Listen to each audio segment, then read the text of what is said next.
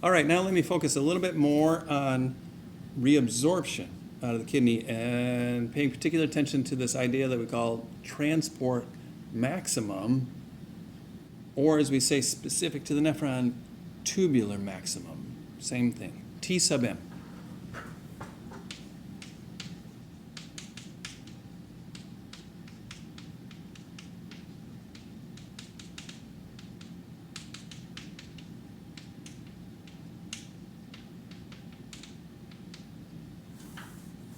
T sub m, or transport tubular maximum, is the maximal rate of reabsorption of a substance out of the nephron back into the peritubular capillaries.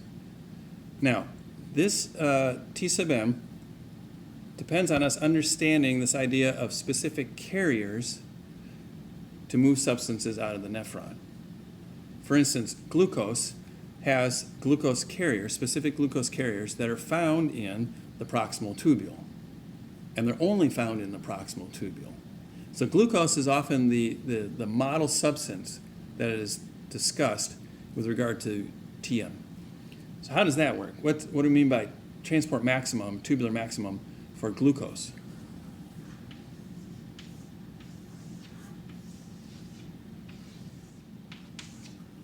Here's my schematic nephron again. The transporters for glucose are found in the proximal tubule.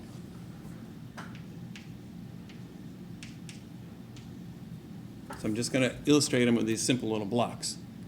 Glucose is freely filtered, meaning the higher the concentration of glucose in the plasma, the more glucose that's filtered into Bowman's capsule.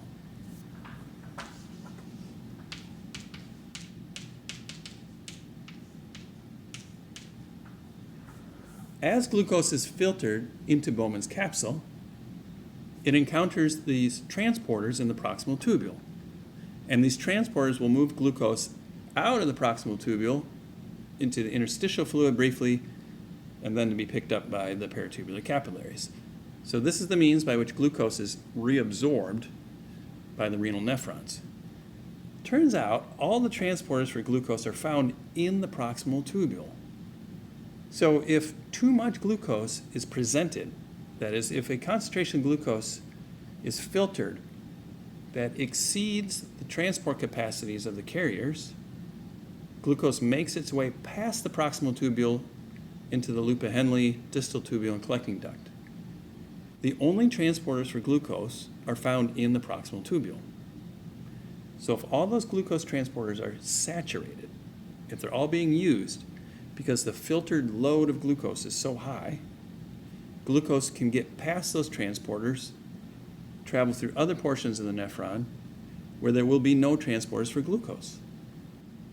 Thus, glucose will ultimately be excreted into the urine if we exceed the Tm for glucose. Now, remember what's getting filtered here is plasma from the bloodstream. The concentration of glucose in the plasma that leads to Tm, the concentration of glucose in the plasma that ultimately saturates the carriers for glucose in the proximal tubule, is called the renal threshold. So Tm, the tubular maximum, is the maximal rate of reabsorption by carriers. The plasma concentration that saturates those carriers, which is the plasma concentration at which a substance will be excreted in the urine, plasma concentration at which this occurs is referred to as the renal threshold.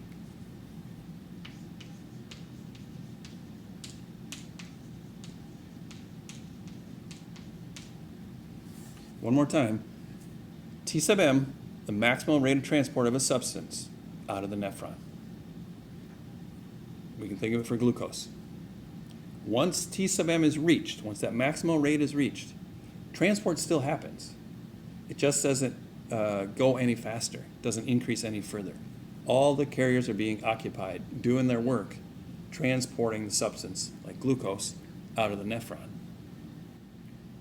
If more glucose is presented to these transporters than they can handle, all the transporters become saturated, doing their work, that substance, like glucose, will make its way ultimately to be excreted in the urine.